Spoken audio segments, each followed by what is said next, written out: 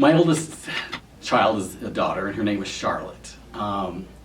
When she was around, getting close to about 3, she still wasn't talking. And, you know, we knew that something could be wrong, but we did not want to be overly concerned helicopter parents, you know, worried about every little thing. And we soon, after she turned 3, moved to Utah. And she still wasn't talking, so we had her tested. And in Utah, they had a great autism school, and we took her there. And at that point, she had to score 19 on the test to be considered autistic. She scored 17, but there was like 5 strong indicators that that she scored really high, but not quite high enough to be counted. And so they allowed her to go into the autism program there, and she was gone for 8 hours a day.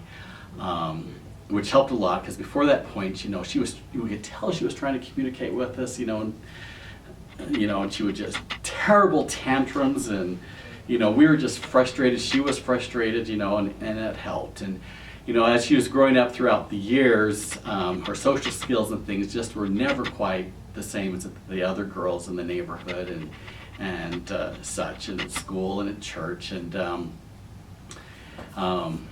when she got old enough to 14, we had her go to our junior leadership training program, and she loved it and did well with that. And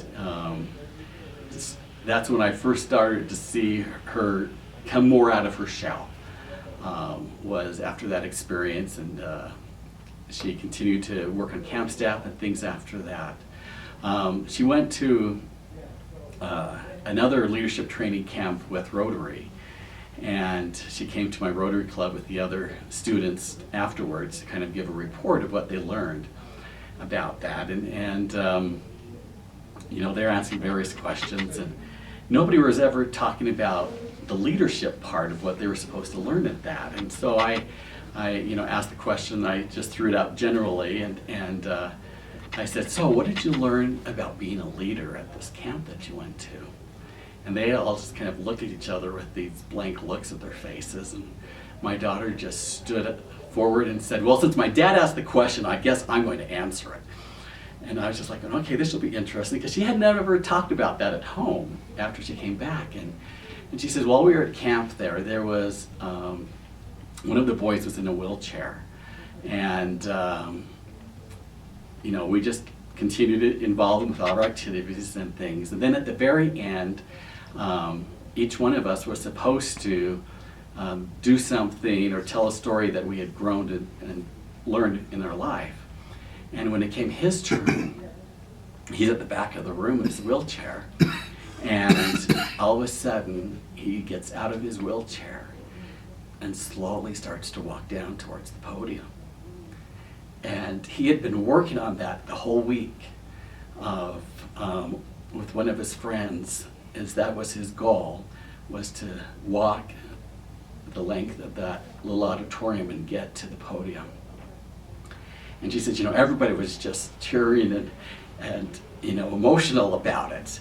And, and then he, gave his little talk, and, I was like, okay, so where is she going with this, with leadership? And she said, I learned that being a leader doesn't mean that you have to be the person in front, but it means that you have to be willing to try and to do hard things in your life. And she says, that young man to us was a true leader of the group, because he sacrificed and put forth the effort to do something that he had never done before and nobody else was expecting him to do. And I was just astounded to, and being her father and remembering, to me, just a few years previous, this little girl that couldn't talk or express herself in any way, and all of a sudden to see her growth and the insight that she had gained through that experience. And I think the scouting preparation helped prepare her to be open and receptive to that. And it was just wonderful to see that growth that scouting had helped play a part in her life.